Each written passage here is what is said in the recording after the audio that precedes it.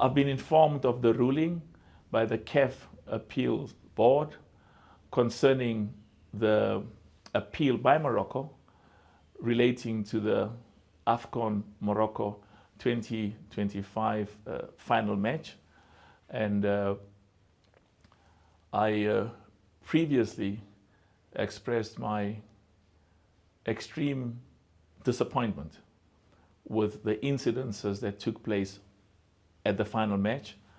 And the important thing of what happened on that final match is it undermines the good work that CAF has done over many, many years to ensure that, that there's integrity, that there's respect, that there's ethics, that there's governance, as well as credibility of the results of our football matches.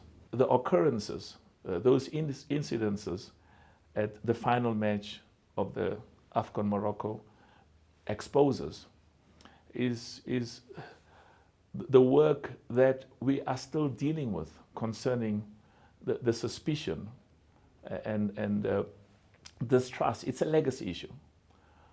When I became president, one of the major concerns was the impartiality, the independence, and the respect of referees and match commissioners. And a lot of good work has been done, but there continues to be suspicion because it's a legacy issue. It's something that has been there for many, many years, and we consistently deal with that because that's critically important. Another important matter that these incidences at the final match brought to the fore is the independence and the respect of our judicial bodies. In choosing the members of our judicial bodies, we followed a different path, different from what had been the case before. We invited each member association and we invited every zone, the 6 regional areas or the 6 zones in CAF, to give us names of respected judges and respected lawyers, because it is important that the decisions of our disciplinary board, the CAF disciplinary board, and the decisions of the CAF appeals board is viewed with the respect and integrity that's very important to us.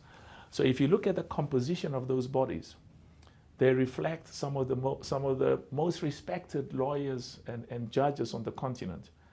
And but we will still have to deal with this, with the perceptions and the concerns about the integrity. It's an ongoing issue.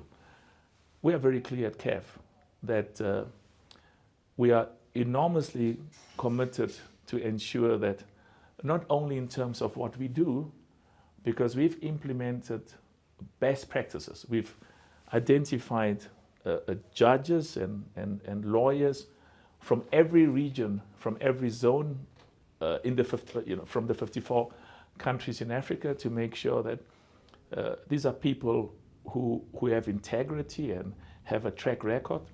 And partly the independence is reflected by the decisions that were taken by the two bodies. The CAF disciplinary board took one decision. The CAF appeals board took a totally different position. And I'm told that Senegal is going to appeal, which is very important. Every one of the 54 nations in Africa have a right to pursue their appeals and their advance interests, not only at the highest level in Africa, in CAF, but also the highest body, which is the CAS. And we will adhere and respect the decision that's taken at the highest level. A critical factor is that not a single country in Africa will be treated in a manner that is more preferential or more advantageous or more favorable than any other country on the African continent. We take what has happened at the final match in Morocco during the Aucun, the Total Energies CAF Morocco 2025. We take it very, very seriously.